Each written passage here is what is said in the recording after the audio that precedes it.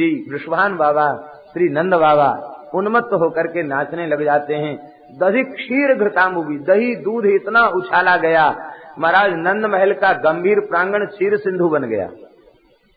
मक्खन के गोला नवनीत चिक्षुपुहु, मक्खन के गोला एक दूसरे के ऊपर, वो लौनी मक्खन की लौनी एक दूसरे के ऊपर फेंकते हैं, बड़ा अद्भुत आनंद है। एक घृतांबू नाम और आया। घृतांबू क्या है? गऊ का घी, और जितना घी उतना ही पानी बराबर, घृत और जल बराबर। गरम जल में घृत को घोट करके, केसर डाल करके, इतर डाल करके उसका जो रंग बनता है उसको घृतांबू कहते हैं।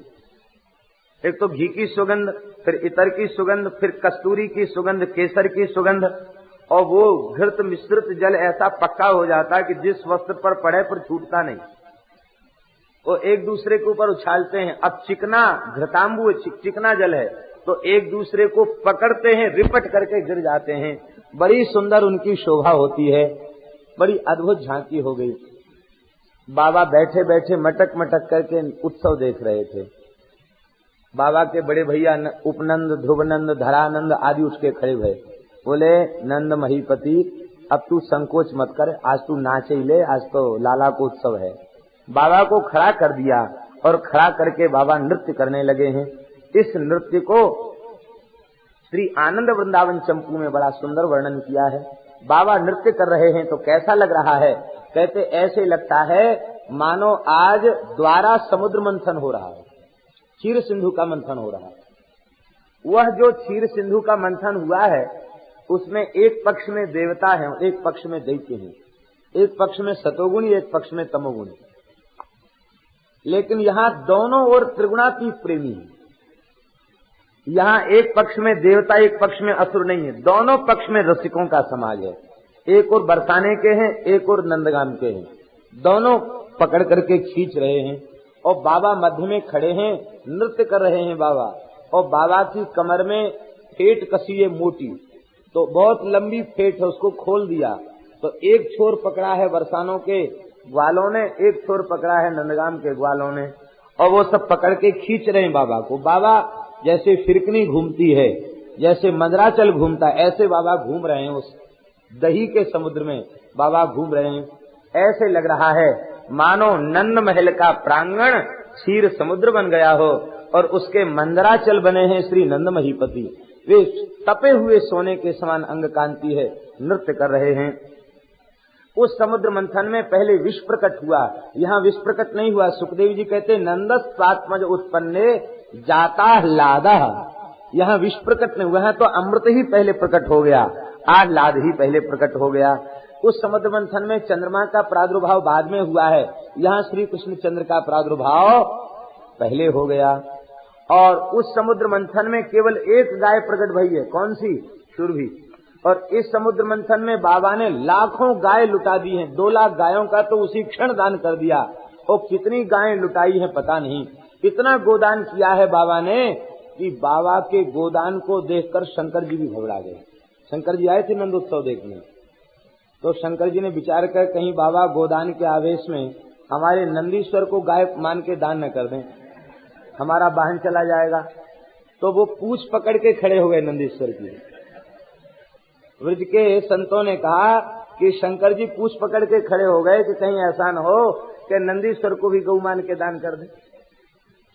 इतना गजदान किया है बाबा ने, हाथी घोड़ा पालकी इतना दान किया है बाबा ने कि महाराज पार्वती को भ्रम हो गया कहीं गजमुख गणेश को गज शावक मानकर दान न कर दें, वो उठा करके छाती से लगा लिया। ये विभिन्न प्रकार की परीक्षाएं दी हैं। बड़ा अद्भुत उत्सव है। कुबेर उत्सव देखने आए हैं, लेकिन कुबेर ने नीचे नेत्र कर लिए, बोले त्रिभुवन का धन का मालिक हमको बनाया और आज इन ब्रजवासियों के पास जो खजाना है उसका तो एक अंश भी हमारे पास नहीं है। नंद कछु इतना जो दियो, यह देख कुबेरहु की मति बोरी, देखत ब्रजहि लुटाय दियो, न बची बचिया छछिया न पिछोरी। ब्रज को लुटा दिया है बाबा ने, लेकिन यहाँ तो ब्रज सर्व समृद्धिमान, ब्रज संपूर्ण समृद्धियों से युक्त है। बाबा जितना लुटा रहे हैं उतना बढ़ रहा है। इस समुद्र मंथन में केवल 14 रत्न प्रकट भये हैं और इस समुद्र मंथन में बाबा ने अनंत रत्न राशि लुटा दी है। इसलिए श्री वृंदावन के श्री रसिक कहते हैं कि यह समुद्र मंथन सदा हमारे हृदय में छाया रहे, और किसी समुद्र मंथन से हमें क्या प्रयोजन। यह जो नंदोत्सव का आनंद है, अमृत है, वो छाया रहे हमारे भीतर।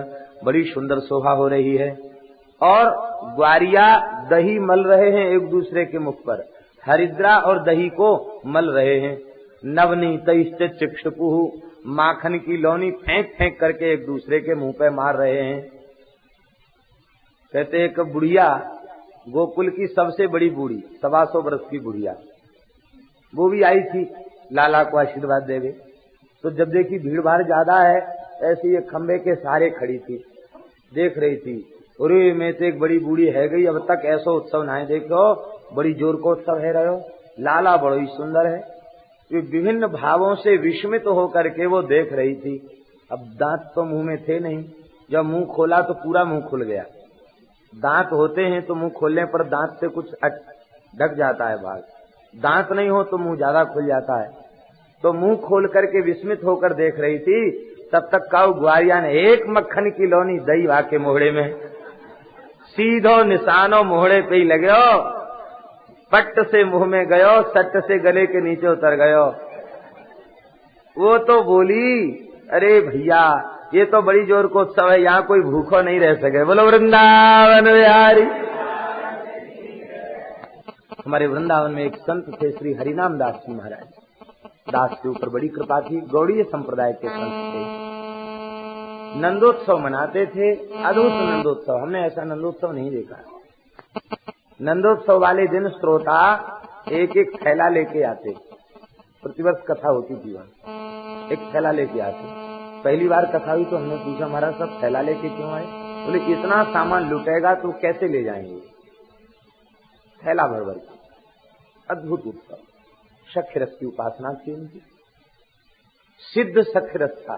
शरीर उनका स्त्री था, लेकिन वे शक्य रस के कारण अपने को पुरुष ही मानते थे। श्याम सखा जी के नाम से वो थे, और बड़ी उनकी शक्य रस में निष्ठा। एक बार उनके गुरुदेव श्री स्वामी कृष्णानंद दास जी महाराज, नाम सुना होगा आप लोगों ने, बड़े सिद्ध पुरुष थे, दंडी सन्यासी थे, वाराणसी में रहकर के वेदांत पढ़ाते थे। भागवत का अध्ययन नहीं किया था उन्होंने, तो अनध्याय का समय आया तो कोई संत हठपूर्वक उनको भागवत जी दे गए। बोले नहीं, खाली समय में आप पढ़ना। उन्होंने 10वें स्कंद को ही पढ़ा।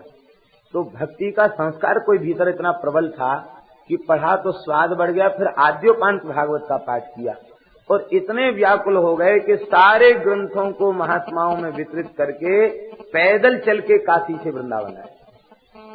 अनन्य निष्ठा से नाम का जप किया। पहले माधुरी रस के भक्त हुए थे, बाद में श्री यमुना जी ने आज्ञा दिया तुम सख्यरस के प्रचार के लिए आए हो, तो यमुना जी से उन्होंने सख्यरस को प्राप्त किया, सख्यरस की उपासना उन्होंने की। तो एक बार पूज्य श्री प्रुदत्त ब्रह्मचारी जी महाराज श्री हनुमान पोदार जी को लेके उनके पास दर्शन कराने ले गए। श्री कृष्णानंद दास जी महाराज के दर्शन। ये जो हरिनाम दास जी थे छोटे थे, ब्रह्मचारी जी कुछ हंसने वाले स्वभाव के थे। प्रुदत्त ब्रह्मचारी जी हंसी करने का अनुभव। तो ब्रह्मचारी जी बोले क्यों छोरी, तेरे गुरुजी कहाँ गए? कितनो सुनते ही थे आग बबूला हो गए। तू छोरी, तेरो बाप छोरी, तेरी मैया छोरी, तेरो गुरु छोरी, तेरो सबरो घर भर छोरी। हम काहे को छोरी? हम तो ठाकुर जी के सखा हैं, ग्वारिया हैं। ये 10-12 वर्ष की आयु थी तब उनकी इतनी पुष्ट, माने उस रस की उपासना उनकी इतनी पुष्ट थी। बड़ा अद्भुत नंदोत्सव वे मनाते थे, अद्भुत नंदोत्सव। और शरीर भी छोड़ा महाराज। संत लोग कैसे होते हैं, नित्य अपना नियम पूरा करते थे। कम से कम 8 घंटे बैठने का सवेरे नियम था और 2 घंटे शाम को बैठने का नियम था। जिस दिन शरीर पूरा करना है, कथा निश्चित हो गई है, और उस दिन 2 घंटे और अधिक बैठे, 10 घंटे बैठे एक आसन से। पंडित जी को हमारे पास भेज दिया और शरीर छोड़ना था उस दिन। सखा बिहारी की आरती किया और एक घूंट कुछ प्रसाद लिया, दूध लिया, फिर स्नान किया और हिचकी आने लग गई और कहने लगे कि भैया अब हम चले। तब तक हिचकी बढ़ी तो ठाकुर जी से, क्यों रे कन्हैया, तो ले चलना है तो जल्दी ले चल, दमे क्यों घोट रहे हो? ऐसा कहती हिचकी बंद होगी। दम को क्यों घोट रहे हो? ले चलना तो ले चलो, हम तो तैयार बैठे हैं, हमारा कोई काम बाकी नहीं, दम क्यों घोट रहे हो? इतना कहती हिचकी बंद हो गई। और इसके बाद हरे कृष्ण कृष्ण कृष्ण हरे हरे, हरे राम राम राम हरे, उच्च स्वर से कीर्तन करते करते सही चली। बड़ी भीड़ उनके संस्कार में भई थी, बड़े। तो नंदोत्सव मनाते मनाते नंदोत्सव के पहले ही वे ठाकुर जी की लीला में चले गए। यह भगवान का उत्सव अद्भुत उत्सव है। उत्साह से भर करके उत्सव में सब ब्रजवासी सम्मिलित भय हैं। बड़ी सुंदर शोभा हो रही है। सूत मागध बंदिव्यो येन्ये विद्योपजीवना, सूत मागध बंदीजन सबको प्रचुर मात्रा में बाबा ने दिया है। जाचक सबही अजाचक कीने, जाचक भी आज अजाचक बन गए हैं। यह सब उत्सव भगवान की प्रसन्नता के लिए और पुत्र के अभ्युदय के लिए किया गया है। रोहिणी च महाभागानंद गोपाभिनंदिता, व्यचरत दिव्य वासास्त्र कंठाभरण भूषिता। रोहिणी जी इस उत्सव में सम्मिलित नहीं थी, वे भीतर बैठ करके व्याकुल थी। मन तो कर रहा था कि हम भी उत्सव में सम्मिलित हों, लेकिन मैं उत्सव में जाऊंगी तो लोग क्या कहेंगे? इनके पति तो जेल में पड़े हैं, कंस के कारागार में, और ये कपड़ा पहन के श्रृंगार करके नाच रही है, लोग नाम रखेंगे हमको। दुखी होकर भी भीतर बैठी थी। श्री जीव गोस्वामी जी ने श्लोक के भाव में दिया है कि श्री नंद बाबा इतने उदार हैं और इतने सरल हैं कि वे खुद भीतर चले गए और हाथ जोड़ करके नमस्कार किया उन्होंने रोहिणी को और कहा कि आज या घर में लाला को जन्म भयो है, ये आपके चरणन को प्रताप है। आप जब सो या घर में आई हैं तब से लाला को सुख भयो, नहीं तो हम पे कहाँ ऐसा सौभाग्य हो जो हमारे लाला हो। तो देखो, मैं तुम्हारी पीड़ा को समझूं, लेकिन यह समय यशोदा तो सूतिकागार में है और अब घर की व्यवस्था तो तुम्हें ही संभालनी है, मालकिन तो तुम ही हो। तो नंद गोपाभिनंदिता, नंद गोप ने अभिनंदन किया, नमस्कार किया और वो कहा कि नहीं, आप उत्सव में सम्मिलित हों। अब तो वे दिव्य वस्त्राभूषण धारण करके और उत्सव में विचरण करने लग गई हैं, सबको उचित सत्कार करने लग गई हैं। श्री सुखदेव जी वर्णन करते हैं, तत आरभ्य नंदस्य ब्रज सर्व समृद्धिमान, हरेर निवासात्म गुणैः रमा क्रीडमभून् नृप। हे राजन, जब से भगवान की ऐसी अद्भुत लीला ब्रज में भई है, जब से भगवान का ब्रज में आविर्भाव हुआ है, ब्रज संपूर्ण समृद्धियों से युक्त हो गया। कहाँ तक कहें, रमा क्रीड मभून नृप, लक्ष्मी जी की क्रीड़ा स्थली ब्रज बन गया। क्योंकि श्रयत इंदिरा शश्वदत्र ही, शाश्वत भाव से इंदिरा ने आश्रय ले लिया है ब्रज का, तो यह लक्ष्मी का विलास ब्रज बन गया। लक्ष्मी शब्द का अर्थ होता लोकोत्तर शोभा, लोकोत्तर श्री, लोकोत्तर सौंदर्य, उससे संपन्न ब्रज हो गया। जहाँ देखो वहाँ आनंद ही आनंद, सौंदर्य ही सौंदर्य वहाँ प्रकट हो रहा है। ऐसी सुंदर शोभा ब्रज की हो गई। बोलो भक्तवत्सल भगवान की। एक अर्थ तो ये है ये श्लोक का। दूसरा अर्थ है कि यह ब्रज राधा रानी की क्रीड़ा स्थली भी बन गया। नंदोत्सव के प्रकरण में रमा शब्द का उच्चारण करके सुखदेव जी ने राधा रानी का संकेत किया। रमा शब्द का क्या अर्थ होता है? रमते इति रमा, रमुक क्रीड़ायाम धातु से स्त्रीत्व की विवक्षा में टाप प्रत्यय होकर के रमा शब्द बनता है। इसका अर्थ होता है रमते इति रमा, जो रमण करे उसे रमा कहते हैं, यही अर्थ होता रमा शब्द का। तो रमते विष्णुना साकम रमा लक्ष्मी, विष्णु के साथ रमण करे, रमा शब्द का अर्थ लक्ष्मी। और रमते रामचंद्रेण साकम रमा सीता, साधुओं में जय बोलते हैं, रमापति रामचंद्र की जय, और फिर रमापति कृष्ण चंद्र की जय, रमापति रामचंद्र की जय, रमापति कृष्ण चंद्र की जय। तो अब रमापति रामचंद्र की जय का मतलब क्या हुआ? लक्ष्मीपति नहीं, उनका प्रियतमा का भाव केवल विदेहराज नंदिनी के प्रति है, लक्ष्मी के प्रति नहीं। भले ही तत्व से भेद नहीं है, तत्वतया भेद नहीं है, लेकिन श्री राम केवल विदेहराज नंदिनी के प्रति ही उनका प्रियतमा का भाव है। तो रमते रामचंद्रेण साकम रमा सीता, रमा शब्द का सीता। ऐसे ही संत लोग जय बोलते रमापति कृष्ण चंद्र की जय। तो रमते कृष्णेन साकम रमा राधा, रमा शब्द का अर्थ राधा। शब्द के अर्थ का अनुसंधान करने में प्रकरण को मुख्य माना है श्री नागेश भट्ट जी ने। अपने लघुवंजी उषा नाम के ग्रंथ में श्री नागेश भट्ट जी ने प्रकरण के अनुसार शब्द के अर्थ का अधिगम किया जाता है, इस बात को उन्होंने कहा है। भोजन के प्रकरण में सैंधव शब्द का अर्थ नमक है, और यात्रा के प्रकरण में सैंधव शब्द का अर्थ अश्व है।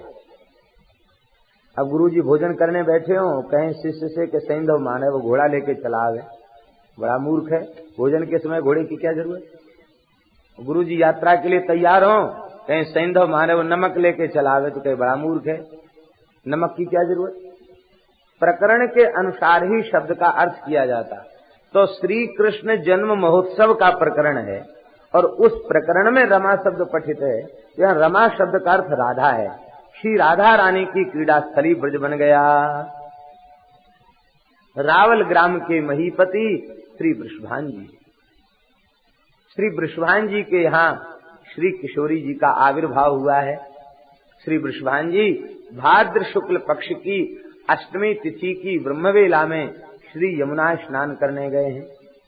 जैसे ही ब्रह्मवेला में यमुना स्नान करने गए हैं, अनंत कोट सूर्य के सदृश प्रकाश दिखाई पड़ा, और उस यमुना जी के जल में ही एक सुंदर कमल विराजमान है, और कमल की कर्णिका में श्री किशोरी जी विराजमान है। रामावतार में भी किशोरी जी किसी माता के गर्भ से प्रकट नहीं होती, अयोनिजा है, और कृष्णावतार में भी श्री राधा रानी कमल की कर्णिका में ही उनका दर्शन होता है। दर्शन करके वृषभान जी कृतार्थ भये हैं।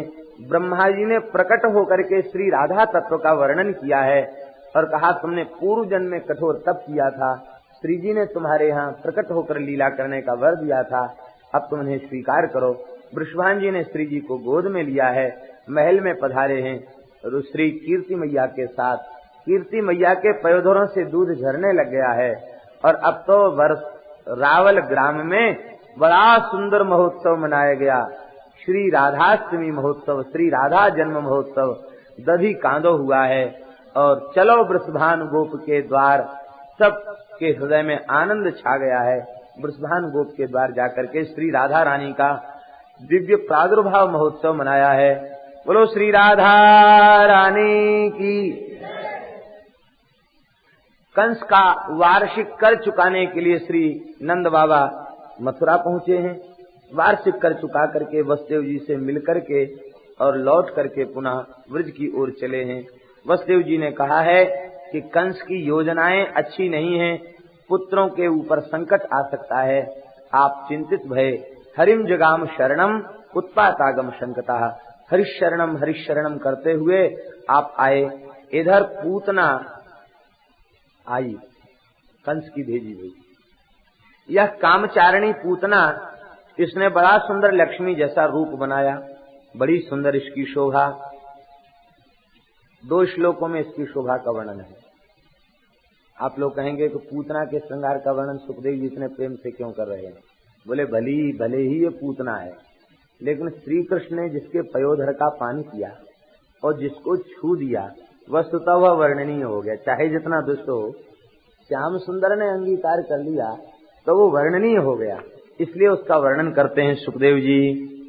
ताम केशबंधव्यतिशक्त मल्लिकाम बृहन्नतम वस्तन कृष्ण मध्यमाम सुवाससम कंपित कर्ण भूषण त्रिशूल सत्कुंतल मंडिताननाम बलगुस्मितापांग विसर्ग वीक्षित मनोहरिंतीम वनिताम ब्रजौकसाम असम्मताम भोज करेण रूपणीम गोप्य श्रियम दृष्टुमिवागताम पतिम।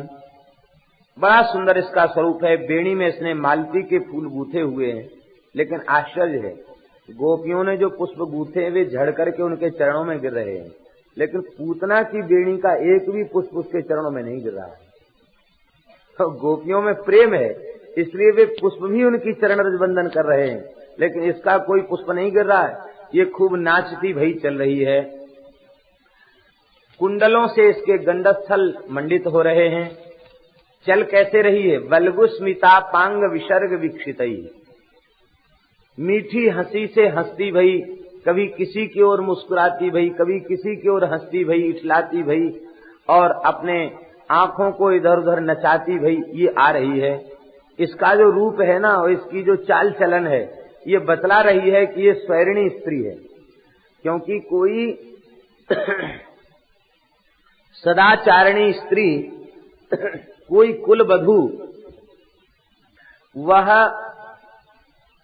राजमार्ग के ऊपर अपरिचित अज्ञात पुरुषों के मध्य नाचती कूदती हुई नहीं चल सकती। आज की परंपरा तो बहुत बिगड़ चुकी है। अच्छे अच्छे परिवार के लोग नाचते गाते हुए ब्याह में चलती, ये गलत बात है। कुलवधू नाच गा करके नहीं चल सकती। ये नाचते गाते हुए चल रही थी, ब्रजवासियों के चित्त को खींच रही थी अपनी ओर, गोपियों के भी मन को अपनी ओर खींच रही थी, आकृष्ट कर रही थी। लेकिन ब्रजवासी इतने पवित्र आत्मा हैं कि वह स्वेच्छाचारिणी पूतना भी उनको स्वेच्छाचारिणी के रूप में नहीं दिखाई पड़ती। चित्त जब पवित्र होता है तो अपवित्र व्यक्ति भी अपवित्र नहीं दिखाई पड़ता। सज्जन के लिए सब सज्जन है। मलुकदास जी ने लिखा है, आप भले तो सब जग भलो है, खुद भले बन जाओ तो संसार में कोई बुरा है नहीं, और खुद में भलपन न हो तो भले में भी बुराई दिखेगी। आप भले तो सब जग भलो है, बुरो न काहू सो कहिए, किसी को बुरा मत कहो, जाके ही में बसे बुराई तासों दूर ही रहिए। जो दूसरों की निंदा चुगली करता हो, बुराई करता हो, उससे संपर्क त्याग देना चाहिए। ब्रजवासी इतने पवित्र चित्त के हैं, इतने शुद्ध अंतःकरण के हैं कि यह स्वेच्छाचारिणी पूतना के संबंध में भी वे क्या कह रहे हैं? बोले बहू बेटी तो हमारे घर में भी है, पर वे वैसे नाचते गाते भय नहीं चले। ऐसो लगे कि ये तो लक्ष्मी मैया होगी। क्यों? बोले याने अपने दो हाथन में कमल ले रखे हैं, तो कमल देख के ये प्रतीत होए कि लक्ष्मी होगी। लक्ष्मी को कमल से प्रेम है, ये लक्ष्मी होगी। एक दूसरा ग्वारिया बोलो कि लक्ष्मी की यहाँ कहा जरूरत? बोले देखो या लाला को उत्सव देखवे, ब्रह्मा जी आए, शंकर जी आए, इंद्र आयो, कुबेर आए, सवरे देवता यहाँ आए, बड़े बड़े ऋषि मुनि महात्मा या को उत्सव देख आए। और आज लाला को है छठी उत्सव। उस दिन 6 दिन के हैं केवल लाल जी, केवल 6 दिन के। आज लाला को छठी उत्सव है, तो आज ऐसे लगे कि लक्ष्मी काऊ काम काज में व्यस्त है कि पीछे रह गई होगी। तो आज या छठी उत्सव में लक्ष्मी देखवे आई है। इसलिए किसी ब्रजवासी ने मना नहीं किया कि तुम कहां जा रहे। द्वारपालों ने भी रोका नहीं, लक्ष्मी है तो इसको प्रेम से जाने दो, भीतर गई। और गोपियों ने क्या अनुभव किया? गोप्यः श्रियम दृष्टुमिवागताम पतिम। गोपियां कहवे लग गईं कि हमने ऐसो सुनो है कि त्रिभुवन सुंदर नारायण है। ब्रह्मा विष्णु महेश इन तीनों देवताओं में अतिशय सुंदर भगवान श्रीमन नारायण श्री हरि हैं। लेकिन अब जब हमने यशोदा के सुत को दर्शन किया है तो अब ऐसे लगे कि वो लगे सुंदर नारायण ही यशोदा सुत के रूप में आयो है। तो अब यह लक्ष्मी को पति तो नंद लाला बन गयो। अब बेचारी लक्ष्मी बैकुंठ में अकेली कहा करती, तो ये लक्ष्मी अपने पति को खोजते भई आई है और नंदालय में अपने पति को दर्शन करके प्रसन्न हो जाएगी। तो गोप्या स्त्रियम दृष्टुमिवागताम पतिम, लक्ष्मी अपने पति का दर्शन करने आई है। ये नंद नंदन लक्ष्मी के भी पति हैं। यहाँ एक बड़ा सूक्ष्म भाव है। तो सूक्ष्म भाव क्या है? वो ये है कि अभी ठाकुर जी 6 दिन के हैं, लेकिन गोपियों के हृदय में माधुर्य प्रकट हो रहा है। ठाकुर जी केवल 6 दिन के हैं अभी, और गोपियों के हृदय में माधुर्य प्रकट। माधुर्य क्या है? वो ये कहती हैं कि ये 6 दिन के होते हुए भी लक्ष्मी के पति हैं।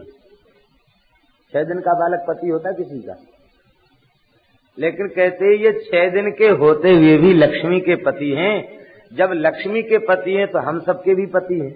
ये भाव है इसमें, ये सूक्ष्म भाव व्यंजित हो रहा है। गोप्य स्त्रियम दृष्टुम विवागताम पतिम, लक्ष्मीपति के दर्शन करवे आई है। ऐसी अद्भुत भगवान की झांकी है। यह भीतर घुसी और घुस करके इसने बाल कृष्ण को गोद में उठाया और गोद में उठा करके अपने पयोधर से भगवान के मुख को लगा दिया। विबुध्यताम बालक मारिकाग्रहम चराचरात्मा सनिमीलिते क्षणः अनंतमारोपय दंकमंतकम यथोरगम सुप्तम बुद्धिरज्जुधीहि। ये बाल हत्यारिणी पूतना है। इसको देख करके भगवान जो चर और अचर दोनों के आत्मा हैं, दोनों के भीतर अंतर्यामी रूप से विराजमान हैं, ऐसे जो भगवान हैं उन्होंने अपने दोनों नेत्र बंद कर लिए। और जो भगवान परिच्छेद से सीमा से रहते हैं उन भगवान को इसने अपनी अंक में विराजमान कर लिया। कैसे? कहते यथा सुप्तम उर्गम, जैसे सोए हुए किसी उर्ग को, नाग को कोई अज्ञानवश रस्सी के धोखे पकड़ ले, ऐसे ही सामान्य बालक के धोखे इसने बाल कृष्ण को गोद में उठा लिया। भ्रम के दृष्टांत में लोग क्या कहते हैं? रज्जू में सर्प का भ्रम, शुक्ति में रजत का भ्रम। लेकिन यहाँ उल्टा हो गया, रज्जू में सर्प का भ्रम नहीं है, उल्टा दृष्टांत है। रज्जू में सर्प का भ्रम नहीं, सर्प में ही रज्जू का भ्रम हो रहा है। इसलिए दिमाग लगाना बंद कर दो इस लीला के लिए। यहाँ वेदांत के दृष्टांत भी सब उलट जाते हैं, क्योंकि वेदांत का सिद्धांत प्रकट हुआ है। अद्भुत इनकी शोभा है। ऐसी सुंदर सुंदर झांकियां ब्रज में प्रकट होती हैं जो झांकियां किसी अवतार में सुलभ नहीं है। अतिशय मधुराति मधुर झांकियां भगवान की प्रकट होती हैं। जैसे ही गोद में बिठा लिया है, भगवान के मुख में विष से सना हुआ पयोधर दे दिया। भगवान ने नेत्र क्यों बंद किए, इसके ऊपर कई भाव दिए भय हैं। मुख्य बात इतनी है कि ये पूतना अविद्या है, मूर्तिमती अविद्या है, और पूतना उद्धार लीला अविद्या निवृत्ति लीला है। इस लीला के चिंतन से अविद्या का नाश हो जाता है। रामावतार में सबसे पहले ताटका वध किया, ताड़का का वध किया। कृष्णावतार में सबसे पहले पूतना का वध किया। ताटका के संबंध में भी श्रीमद् वाल्मीकि रामायण के टीकाकार श्री गोविंद राज स्वामी कहते ताटका मूर्तिमती अविद्या। और ऐसे ही पूतना के संबंध में वल्लभाचार्य जी कहते हैं कि पूतना मूर्तिमती अविद्या है। दोनों अवतारों में भगवान अविद्या का नाश पहले करते हैं, अविद्या के नाश के बाद ही लीला का प्रकाश होता है। पहले भगवान अविद्या का नाश कर देते। ताड़का भी 6 कोस की है और पूतना भी 6 कोस की है। वो भी स्त्री और ये भी स्त्री है।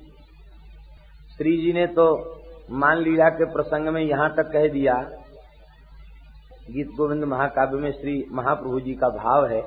श्री जी कह रही हैं, ब्रह्मति भवा नवला कवलाय बनेषु किमत्र विचित्रम प्रथयति पूतनिकेव वधूवध निर्दय बाल चरित्रम याहि माधव याहि केशव मावद कई तव वादम तामनुसर सरुसीरुह लोचन या तव हरति विषादम।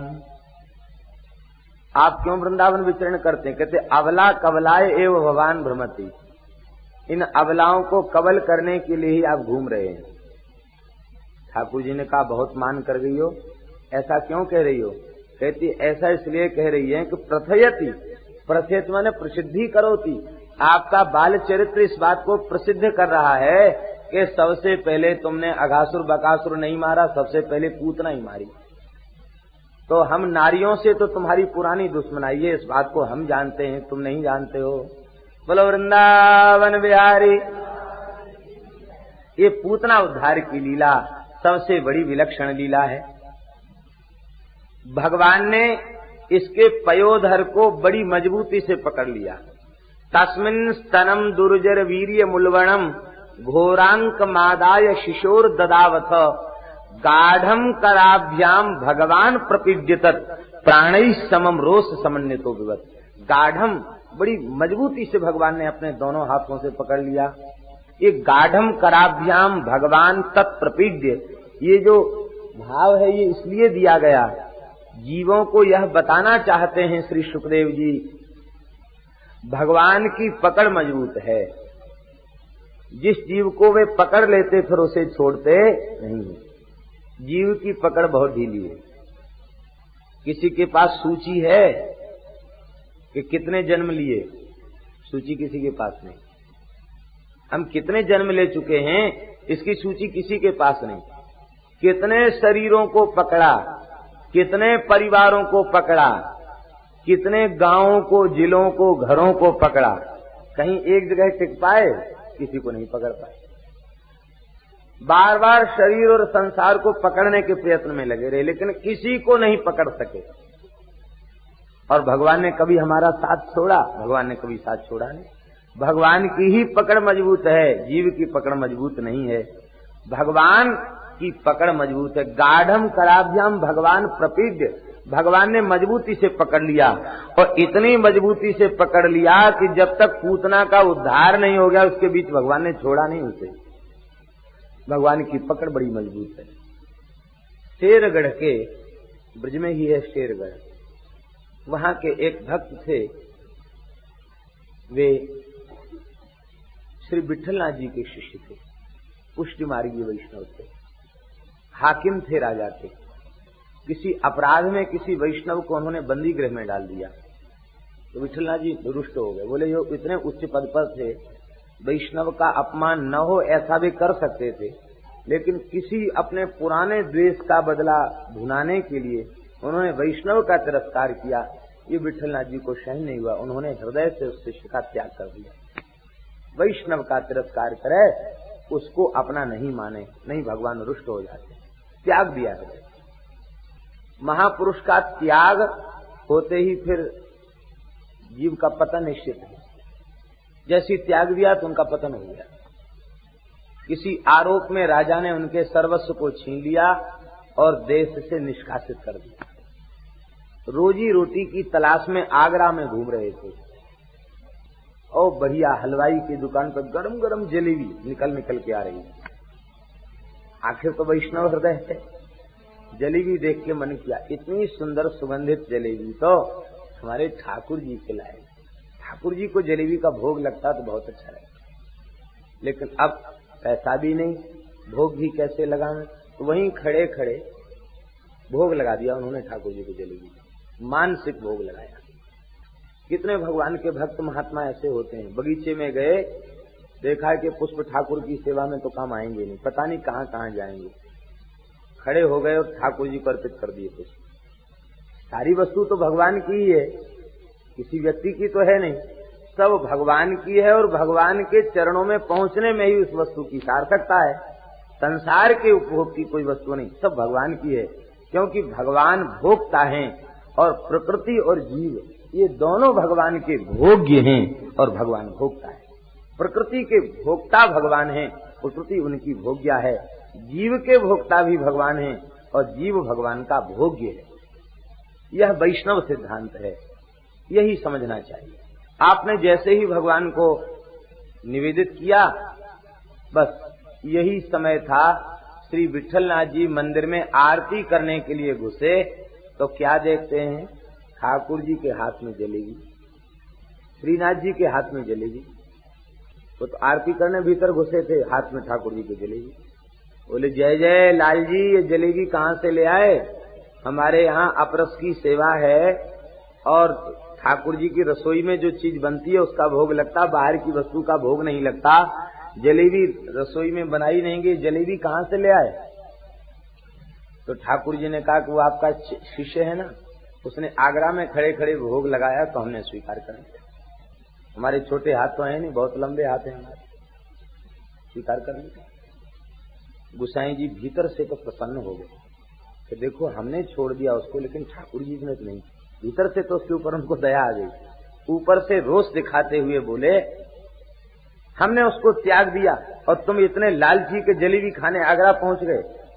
अरे तुमको जलेबी पानी थी तो हमसे कहते, हम जलेबी तुमको बनवा देते। यहाँ कोई कमी है ठाकुर जी के रसोई घर में, उधार भंडार में कोई कमी है? हमने उसका त्याग कर दिया, तुम उसकी जलेबी खाने पहुंच गए। बड़े चटोर हो, बड़े लालची हो। ठाकुर जी बोले गुसाई जी आप समर्थ हो, आप अपनाए भी सको और शिक्षा के लिए त्याग भी सको, पर हमें ये स्वभाव नहीं है। हम केवल अपनाने में समर्थ हैं, त्यागने में हम समर्थ नहीं। श्री ठाकुर जी केवल अपने आश्रितों को अपनाना जानते हैं, त्यागना किसी को नहीं जानते। भयंकर से भयंकर अपराध हो जाए तो भी त्याग नहीं करते। ऐसा मंगलमय स्वभाव भगवान का है।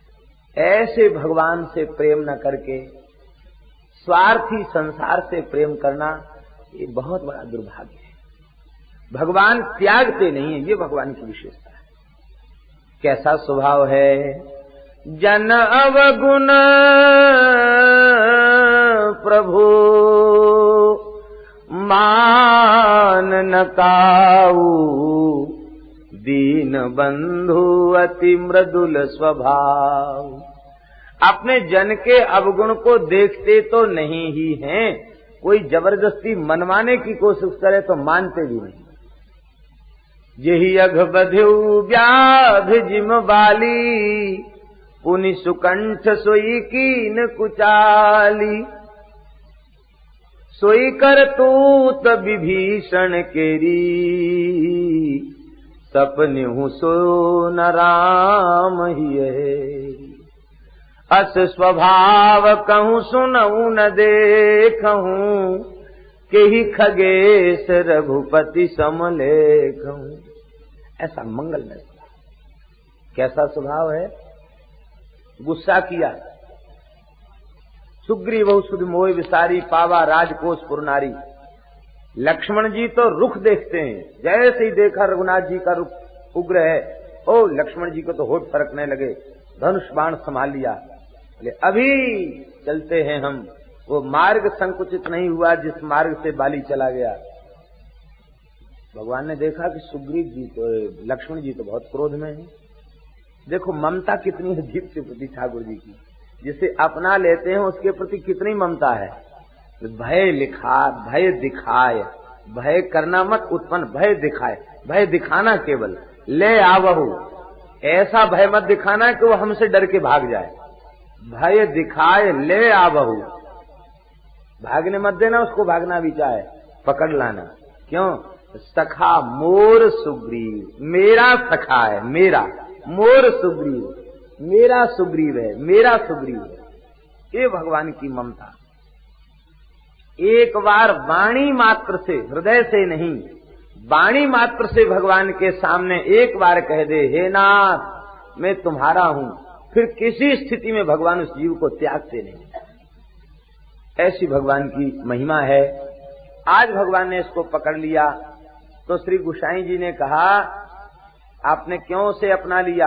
बोले महाराज आप पकड़ भी सकते हो, छोड़ भी सकते हो, लेकिन मैं केवल पकड़ना जानता हूं, छोड़ना जानता, छोड़ना हमको आता नहीं। गोसाई जी ने फिर उसको भी अपना लिया। पूतना की भी छाती पकड़ी जब तक इसका उद्धार नहीं हो गया। बीच में भगवान ने इसे छोड़ा नहीं। अब आई तो थी सुंदरी बनके, अब हो गई लंब तड़ंगी पूतना। ओ 6 कोस ऊंची थी। हम समझते हैं कि कम से कम 3-3 कोस के तो उसकी टांग होगी, उसके पैर होंगे। 3 कोस का मतलब 9 किलोमीटर ऊंचे तो उसके पैर होंगे कम से कम। 9 किलोमीटर कितना होता है? तो अब उस हिसाब से अपनी डग रखेगी, उसी हिसाब से तो डग रखेगी।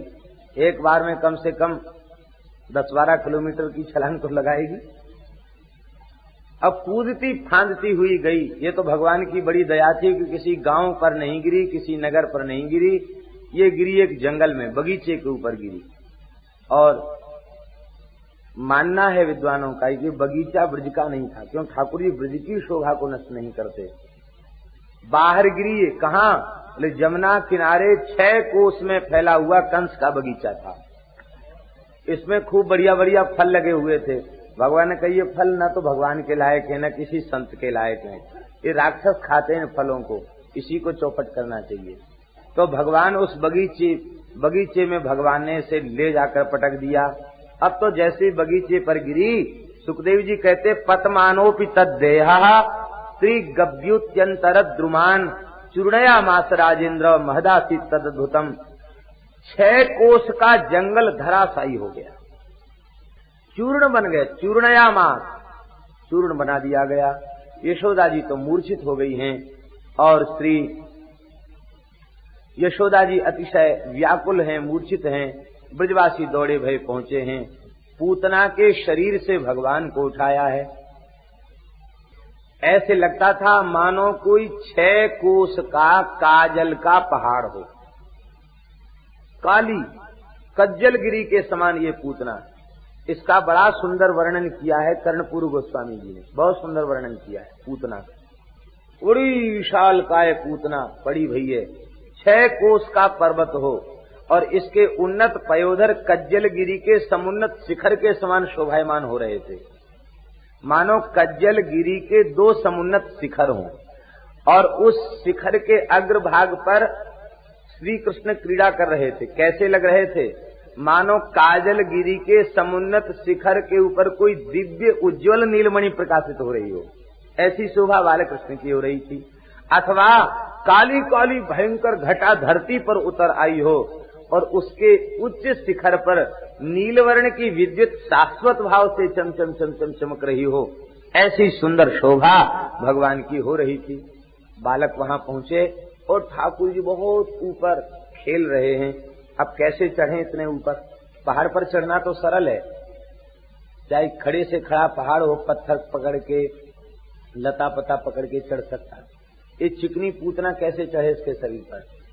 इसके बड़े बड़े केस फैले थे, उन्हीं को बांध बांध करके, केस क्या थे, मोटे मोटे रसाई समझो, उनकी सीढ़ियां बनाई, उन पर सब ग्वाल बाल चढ़ गए और 1000-2000 ग्वाल बाल तो उसके मुंह पर ही घूम रहे थे। इतनी बड़ी पूतना ललाट पर देख करके आश्चर्य में पड़ रहे थे। इतने एक बड़ी बड़ी आकी आंख, इतने एक बड़ी बड़ी आकी नाक, इतने एक बड़ो याको मुगड़ो, देख के सब आश्चर्य कर रहे थे। भगवान प्रमुदित होकर प्रसन्न होकर क्रीड़ा कर रहे थे। क्यों? मानो भगवान इसे अपनी धात्री की गति देकर प्रसन्न हो रहे थे। भगवान को उतारा गया और श्री यशोदा जी की अंक में पढ़ाया। अब यशोदा जी को होश आया है। माताओं के परीक्षण का प्रकार यही होता कि बालक को वे दूध पिलाकर देखती हैं। बालक यदि प्रसन्नता पूर्वक दुग्ध पान कर ले तो उन्हें विश्वास हो जाता है कि बालक अस्वस्थ नहीं है, बालक स्वस्थ है। दूध पिलाया गया। ठाकुर जी तो प्रेम का आस्वादन करने वाले हैं, प्रेम को आस्वादन करने के लिए भूखे ही रहते हैं। ठाकुर जी खूब प्रेम से दूध पीने लगे। अब तो सबका चित्त प्रसन्न हो गया कि बाल कृष्ण को कोई कष्ट नहीं हुआ। भले ही राक्षसी ले गई, लेकिन बाल कृष्ण निर्भय है, स्वस्थ है, प्रसन्न है। लेकिन या को स्पर्श राक्षसी ने कर लियो है तो या को कछु शुद्धिकरण होना चाहिए। तो भगवान को शुद्ध करने के लिए वे गौशाला में ले आए। आज छठी उत्सव है और छठी के दिन भगवान बाहर निकले हैं और सीधे गौशाला में उनको लेकर के लाई हैं गोपियां। कैसी सुंदर भगवान की शोभा हो रही है। गोमूत्रेण स्नापयित्वा पुनर्गोरज सार्वकम रक्षाम चक्रुश्च शकृता द्वादशांगेषु नाम भी। बालकृष्ण को गोमूत्र से स्नान कराया, गो माता की चरण रज लगाई, गोबर का लेप किया और फिर पूछ से झाड़ा देने लगी। ठाकुर जी की कैसी झांकी, अद्भुत झांकी है। गोमूत्र से स्नान, गोबर का लेप, गो चरण रज लगी भई है। अब बड़ी अद्भुत शोभा हो रही है गोमय श्रृंगार से भगवान की। और भगवान प्रसन्न हो रहे हैं, मैया की गोद में पौड़े हुए हैं और गोपियां पूंछ से झाड़ा लगा रही हैं। अव्या दजुंग्र मणिमा तव जान्न थोरु यज्ञोच्युत कटितटम जठरम हयास्या हृत्केशवस्त्वदर ईश इनस्तु कंठम विष्णुर्भुजम मुख मुरुक्रम ईश्वर कम। भगवान के नामों को ले लेकर के भगवान के श्रीअंग की रक्षा कर रही हैं। अजन्मा भगवान चरणों की रक्षा करें, मणिमान भगवान घुटनों की रक्षा करें, यज्ञ भगवान कटिप प्रदेश की रक्षा करें। ऐसे एक एक भगवान को स्मरण करके भगवान के अंग प्रत्यंग की रक्षा कर रही थी। भगवान अतिशय प्रसन्न हो रहे थे। क्यों? बोले ये गोपियां, इन्होंने आज मेरे नाम की महिमा को सिद्ध कर दिया, सर्वोपरि सिद्ध कर दिया। वेद शास्त्र संत एक स्वर से कहते थे कि आपके नाम की महिमा आपसे अधिक है, लेकिन आज गोपियों ने इसे सिद्ध कर दिया। क्यों? हम रक्ष हो गए और नाम हमारा रक्षक हो गया। हमारे ही अंग की रक्षा हमारा ही नाम कर रहा है। भगवान प्रसन्न हो रहे थे। दूसरी प्रसन्नता का हेतु ये था, भगवान विचार करने लगे कि यह अवतार तो गो माता की सेवा के लिए हुआ। हम ग्वारिया गोपाल बनकर गोचारण करेंगे तो हमारी इष्ट देवता गो माता है। सबसे पहले हमें इष्ट देवता के स्थान में लाया गया और गो माता की चरणरज गोबर गोमूत्र के स्पर्श से मैं पुनीत हो गया। यह अनुभव भगवान कर रहे थे। बोलो भक्तवत्सल भगवान की। नंद बाबा पधारे और नंद बाबा ने इस घटना को सुना और पूतना के शरीर को देखा तो बाबा ने भगवान का स्मरण किया। हे नारायण भगवान, आप बड़े दयालु हो, आपने हमारे लाला की रक्षा कर लेनी और या दुष्टा को वध कर दियो, आपको प्रणाम। लाला ने वध कर दियो ये बाबा थोड़ी स्वीकार करते हैं, भगवान ने वध कर दिया। लेकिन अब एक बात बताओ, क्या किया जाए इस पूतना का? इतनी बड़ी पूतना सड़ जाएगी तो हम ब्रजवासियों का ब्रज में रहना मुश्किल हो जाएगा। छोटी मोटी हो तो संस्कार कर दे। 6 कोस लंबी चौड़ी पूतना, कहां तक इसका संस्कार संभव है? एक स्वर से निर्णय किया गया। ते परसुभि स्थित्वा बिजऊ कषा, ब्रजवासियों ने यही विचार किया कि एक जगह तो इसका संस्कार संभव नहीं है, इसको कुल्हड़े फरसे से काट काट करके टुकड़े टुकड़े कर दिया जाए और फिर इसका संस्कार किया जाए। सब ब्रजवासी कुल्हड़ा फरसा लेके जुट गए, इसके शरीर को काट काट करके और हजारों चिताएं बना करके 10-10, 20-20 डलिया शरीर के टुकड़े उसमें डाल दिए। इस तरह से हजारों चिताएं बनाई गईं और एक साथ इसका संस्कार किया गया, क्योंकि एक जगह इतनी बड़ी पूतना का संस्कार संभव नहीं था। भगवान जिसे अपना लेते हैं उसकी महिमा कितनी बढ़ जाती है।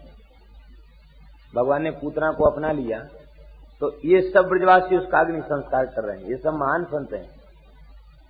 और नहीं तो कितने लोग ऐसे होते हैं, उनके कई संतान होती है लेकिन संस्कार के समय कोई संस्कार करने वाला कोई। भगवान ने अपना लिया तो सब ब्रजवासी उनका संस्कार कर रहे हैं। 10 दिशाएं सुगंध से भर गई। आकाश में सिद्धों को विस्मय हो गया, देवताओं से आकाश घिर गया। ब्रजवासी कहवे लग गए कि अरे अब तक हमने ऐसा कोई व्यक्ति नहीं देखा जिसके मृत शरीर से इतनी सुगंध प्रकट होती हो। ऐसे लगे कि या पूतना को सबरो शरीर चुवा चंदन कस्तूरी कुमकुम आदि सुगंधित द्रव्यन से बनो भयो होए। बड़ी सुंदर सुगंध या के शरीर से प्रकट हो रही है। बहुत आश्चर्य सब करने लग गए। भगवान के भजन की ऐसी ही दिव्य महिमा है। पूज्य स्वामी श्री शरणानंद सरस्वती जी महाराज बहुत अच्छे महापुरुष थे। ये मानव सेवा संघ वाले शरणानंद जी नहीं, दूसरे बड़े अच्छे महापुरुष थे। ब्रह्मानंद जी के कृपा पात्र थे। भगवान नाम में अपूर्व निष्ठा थी। नाम श्रवण करते ही विह्वल हो जाते। बहुत अच्छे संत थे। बाल्यकाल में उनके निकट करीब 1 वर्ष रहने का सौभाग्य प्राप्त हुआ। बड़े उच्च कोटि के। तो जब वे ब्रह्मलीन हुए, भगवत धाम गए, तो करीब करीब 24 घंटे के बाद उनका संस्कार हुआ। और ये सुनी सुनाई बात नहीं है। जिस किसी ने उनके शरीर से हाथ लगाया उसके हाथ की भी दिव्य सुगंध 4-4, 6-6 दिन तक नहीं गई। देह त्याग के बाद इतनी सुगंध उनके शरीर में, ऐसे लगता था, ऐसा नहीं कि कोई शरीर में इतर लगाया गया है, स्वाभाविक सुगंध। संस्कार के समय जिन्होंने उनको अभिषेक कराया और शरीर का स्पर्श किया, उनके हाथ की खुशबू नहीं गई, इतनी सुगंध उनके शरीर। वे नाम प्रेमी थे और गौर वर्ण और बड़ा सुंदर स्वरूप था। और जब प्रेम में विह्वल होते तो ऐसे लगते कि श्री चैतन्य महाप्रभु की एक झांकी सामने प्रकट हो रही। महामंत्र का कीर्तन शुभारंभ हुआ। यज्ञ था, जहां यज्ञ होता वहां अखंड कीर्तन जरूर रखते। तो लोग उनको लेके गए स्वामी जी को। कीर्तन बहुत जोर से चल रहा था।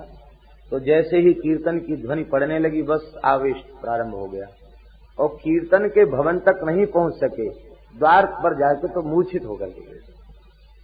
ऐसे उनकी भगवान के नाम में ऐसी उनकी निष्ठा थी। महापुरुष हरिशरणम। तो कहने का तात्पर्य यह है कि शरीर से सुगंध आने लग जाए इसमें आश्चर्य नहीं करना चाहिए। इसलिए एक संत का, वर्तमान के एक संत का उदाहरण दिया, इसमें आश्चर्य। फिर साक्षात श्री कृष्ण जिसके पयोधर का पान कर लें उसकी तो फिर कहना ही क्या है। पूतना लोक बालघनी राक्षसी रुधिरासना जिघांसयापि हरे स्तनम दद्वाप सदगतिम किम पुनः श्रद्धया भक्त्या कृष्णाय परमात्मने यच्छन प्रियतमम किन्नु रक्ता स्तन मात्रो। बाल हत्यारिणी रक्तपान करने वाली पूतना मारने का संकल्प लेकर आई, उसे सदगति की प्राप्ति भई। फिर कोई श्रद्धा भक्ति पूर्वक श्री कृष्ण की सेवा पूजा करे तो उसको क्या प्राप्त होगा? भगवान उसे क्या नहीं दे देंगे? भगवान तो अपना सर्वस्व अपने प्रेमियों को दे देते हैं। श्री सुखदेव जी वर्णन करते हैं कि जब उस यातुधानी ने, राक्षसी ने जननी की गति को प्राप्त किया तो जिन गायों का श्री कृष्ण ने दूध पिया, कृष्ण भुक्त स्तन क्षीरा, जिन यशोदा का श्री कृष्ण ने प्रेम पूर्वक स्तन पान किया और जिन गायों का दुग्ध श्री कृष्ण ने पान किया, उनके संबंध में तो कहना ही क्या है। आप लोग कहेंगे कि जिन गोपियों का श्री कृष्ण ने दूध पिया और जिन गायों का श्री कृष्ण ने दूध पिया, समस्त गोपियों के अंक में बैठकर दूध पिया हो ये भी नहीं कहा जा सकता, क्योंकि केवल यशोदा का दुग्ध पीते हैं। तो ये कह करके सुखदेव जी ने वत्सहरण लीला का संकेत किया, क्योंकि जब ब्रह्मा जी बछड़े चुरा के ले गए हैं और ग्वाल बाल चुरा के ले गए हैं तो जितने बालक हैं सब श्री कृष्ण बन गए, इसलिए सब माताओं का दूध भगवान ने पिया। और जितने बछड़े ब्रज के हैं सब श्री कृष्ण बन गए तो सब गायों का दूध भगवान ने पिया। तो ब्रज की एक भी गाय ऐसी नहीं जिसका दूध श्री कृष्ण ने न पिया हो, ब्रज की एक भी गोपी ऐसी नहीं जिसका दूध श्री कृष्ण ने न पिया हो। इसलिए इन गोपियों को और इन गायों को भगवान क्या देंगे? भगवान के पास देने के लिए कुछ भी नहीं। ब्रह्मा जी ने तो स्तुति में यहां तक कहा है कि हे भगवान, आप इन गायों को, गोपियों को, ग्वाल वालों को आप क्या देंगे, आप बताइए। भगवान चुप रहे, कुछ नहीं बोले। तो बोले हमको लगता है कि आपके पास दुर्लभ वस्तु मोक्ष है।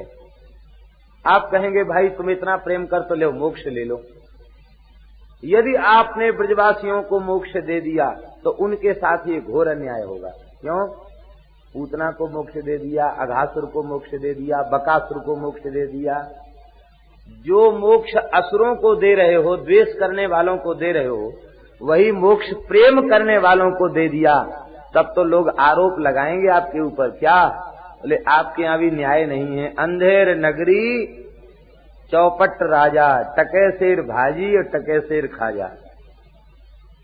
गुरु चेला पहुंचे अंधेर नगरी में, और वहां तो टके शेर भाजी मिलती थी, टके शेर खाजा मिलता था, टके शेर ही रबड़ी मलाई मिलती।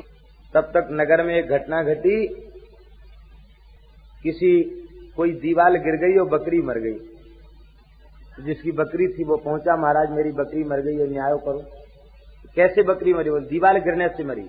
राजा बोले भाई न्याय जरूरी है, दीवार को फांसी दे दो। हमारा दीवार को फांसी थोड़ी होती है। तो बोले कारीगर को बुलाओ, कारीगर को फांसी दे दो। कारीगर बोला महाराज हमारा इसमें क्या दोष है, हमने तो ठीक ठीक दीवार बनाई। पानी डालने वाले भिस्ती ने ज्यादा पानी डाल दिया होगा नाली में, तो दीवार कमजोर हो गई, गिर गई। बोले भिस्ती को बुलाओ, उसको फांसी दे दो। भिस्ती बोला हमारी महाराज क्या गलती है? भिस्ती बनाने वाले चर्मकार ने बड़ी भेड़ की भिस्ती बना दी तो ज्यादा पानी आ गया, उसमें हमारा क्या दोष है? तो बोले उस चर्मकार को बुलाओ। चर्मकार को बुलाया गया तो वो बहुत दुबला पतला था, फांसी का फंदा उसको सही नाप से आ नहीं रहा था। तो ये तो सब उनका नाटक था, उन लोगों का, सब मूर्ख बनाते थे उस राजा को। बोले महाराज ये कमजोर आदमी है, इसके फंदा तो ठीक ठीक नाप का आएगा नहीं। बोले तो कोई बात नहीं, न्याय तो करना है। किसी मोटे आदमी को जिसके गले में फंदा सही बैठ जाए उसको फांसी दे दो। अब पूरे नगर में कोई मोटा मिला नहीं, सबसे मोटे गुरु चेला ही मिले। बोले चलो फांसी पर, क्या हमारा अपराध है? कहते न्याय, महाराज का न्याय है, बकरी मर गई है तो किसी न किसी को फांसी देकर न्याय की रक्षा की जाएगी, आपको ही फांसी का नंबर है। अब तो शिष्य का मुख फीका पड़ गया। बोले गुरुदेव रक्षा करो। बोले कोई बात नहीं, सब दाव पेच तो कुश्ती के तुमको सिखा दिए, एक दाव हमने बचा के रखा है, आखिरी दाव लगा दूंगा मैं। क्या? बोले हम फांसी पर चढ़ने के लिए पहले जाएं तो तुम मेरे पैर पकड़ के रोकना, और तुम जाने लग जाओगे तो हाथ पकड़ के हम तुमको रोकेंगे। तुम कहना कि नहीं फांसी पर मैं चढ़ूंगा, मैं कहूंगा कि नहीं फांसी पर मैं चढ़ूंगा। बस इतना नाटक करना, बाद में तो बात हम संभाल लेंगे। अब दोनों झगड़ा करने लगे। बोले हम चढ़ेंगे, हम चढ़ेंगे। राजा ने कहा भाई बात क्या है, तुम लोग झगड़ा क्यों करते हो? बोले ये गुरु शिष्य का मामला है, बीच में आप मत बोलिए। नहीं नहीं, ठीक ठीक बताओ, ऐसा क्यों कहा? तो बोले भाई देखो इस समय इतना शुभ मुहूर्त है, तो वैकुंठ का द्वार खुला हुआ है, जो फांसी पर चढ़ेगा उसको सीधे वैकुंठ की प्राप्ति होगी। तो अब ये हम गुरुजी, हम बूढ़े हैं, हम सोचते हम ही चले जाएं वैकुंठ पहले, पर चेला कहता है कि आप तो वैकुंठ जाओगे, हम चले जाएं पहले, इसलिए झगड़ा हो रहा है। राजा बोले तुम दोनों हटो, हम जाएंगे वैकुंठ। स्वयं फांसी के फंदे पर लटक गया और चौपट राजा खुद चौपट हो गया, नगर भी चौपट हो गया। ठाकुर जी को हम ऐसा नहीं बनाना चाहते हैं, ठाकुर जी तो हमारे अपने हैं। बाकी बात ये है कि ब्रह्मा जी ने कहा कि यदि ऐसा कहोगे तो आपके दरबार में न्याय नहीं होता, ये बात प्रसिद्ध हो जाएगी। आप क्या देंगे ब्रजवासियों को? मोक्ष तो असुरों को दे दिया, ब्रजवासियों को क्या देंगे? ब्रह्मा जी ने स्वयं ही कहा है, हे नाथ, प्रेमियों को देने के लिए आपके पास कुछ नहीं है, प्रेमियों को आप अपने आप को दे देंगे। भगवान मोक्ष दे देते हैं, लेकिन प्रेमियों को मोक्ष न देकर अपने आप को ही दे देते हैं। भगवान कहते अच्छा ऐसा करो, हमको ही ले लो।